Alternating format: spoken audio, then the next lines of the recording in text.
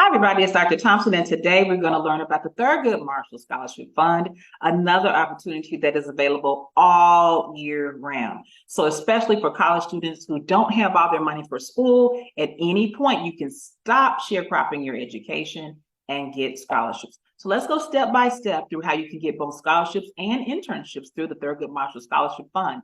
First of all, I want you to keep in mind that you do not always need to be going to a historically Black college or university to get a Thurgood Marshall Scholarship Fund scholarship, and you don't always have to be Black, but you do need to always apply, all right? So we're at the Thurgood Marshall Scholarship Fund website, and the first thing you want to do is click on Students and Alumni. Okay, once you click there, you're going to want to get to either scholarships or internships, and either one you pick, you're going to have to create a profile. So let's go over that first for the scholarships because that's what most people are interested in, okay? So we're gonna click on open scholarships first. And that's mostly because I know that most of you are trying to find money for the upcoming year, but I wanna give you a quick tip. Also look at the closed scholarships, look at what they wanted and when those applications were available because they're just gonna roll back around the next year. And this is an opportunity for you to get a head start for the next scholarship cycle for that particular scholarship. All right, so we're here and we're looking at open scholarships. These are ones that are available right now. I'm going to click on this one. It is available and the deadline is not until July 28, 2023. Here's one from Wells Fargo that is also available and not expiring until July 28, 2003. And as you can see, there are plenty available, all right? But here's where things can get a little tricky because nobody likes to fill out scholarship applications. It's a process. You don't feel like doing it. So I need you to not wait to feel like it, okay? In the Zero Debt College Project, the one thing you must do is push yourself to do the things you don't want to do so that you can have the things that you do want. Make sense? I hope it does. All right, so let's keep going. Down here at the bottom, you're going to see where it gives you the eligibility requirements. And you'll notice that on this one, there's a 3.0 or higher required and that you need to have submitted a completed 2023-2024 FAFSA to the college or university. If you remember in other videos, I've talked about how important it is that you do your FAFSA every year, okay? Make a mental note that this year your FAFSA won't be available until December of 2023. But usually in past years, it was October 1st. Okay, so let's just keep going because hopefully you've done that. Hopefully you've done that, right? One thing that I need you to pay close attention to is that this one asks you if you are enrolled in a STEM-related health field. And sometimes kids, and there's other finance, marketing, and sometimes students get confused about whether they would even qualify. Here's my tip, apply.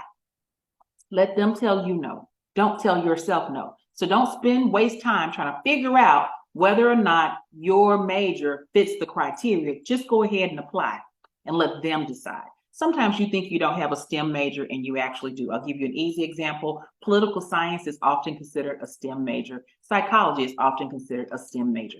So sometimes something is looking at hard science versus soft science and you could still qualify, okay? So always apply, just don't even worry about it, just apply. All right, so next, you see that there's an essay involved and there's almost always gonna be an essay involved. And this is also where sometimes people get into a little bit of a pickle, but I'm gonna give you a tip here.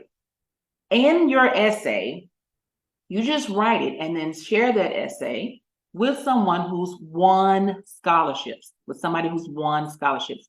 If you're already a member of the Zero Debt College Project Summer Camp Program, for example, no problem because you get free essay help while you're in the program. If you're not in the Zero Debt College Project, then still you can get some essay help by purchasing any of our guides because they always include at least one essay review. So just do that and you'll have some feedback from someone who has won scholarships on your scholarship essay.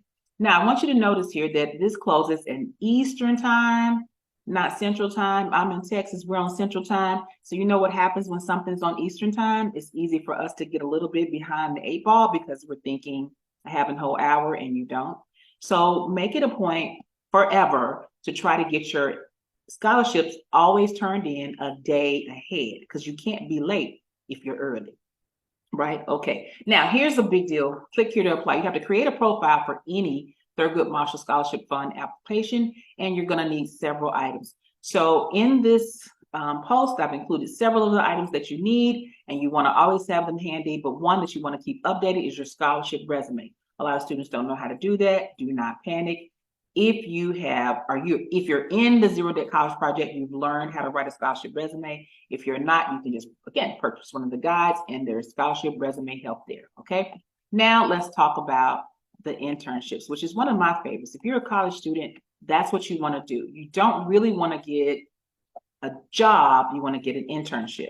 More on that another time, okay? So you can click here for current internships and just scroll down, and you're going to see that you need to immediately create a profile, okay? So you can visit the career portal, but you're still going to have to create a profile to do anything, okay? So you get to the career portal, you're going to scroll down, you see all this interesting information, and then it's going to say join our talent community, and guess what it's going to take you to? A place to create your profile. So just do it, okay? This is a Nike moment, just do it. I want to point out a couple of things here about your educational summary. It's going to ask you whether or not you're seeking a particular level, and as a student, you're probably selecting internship co-op.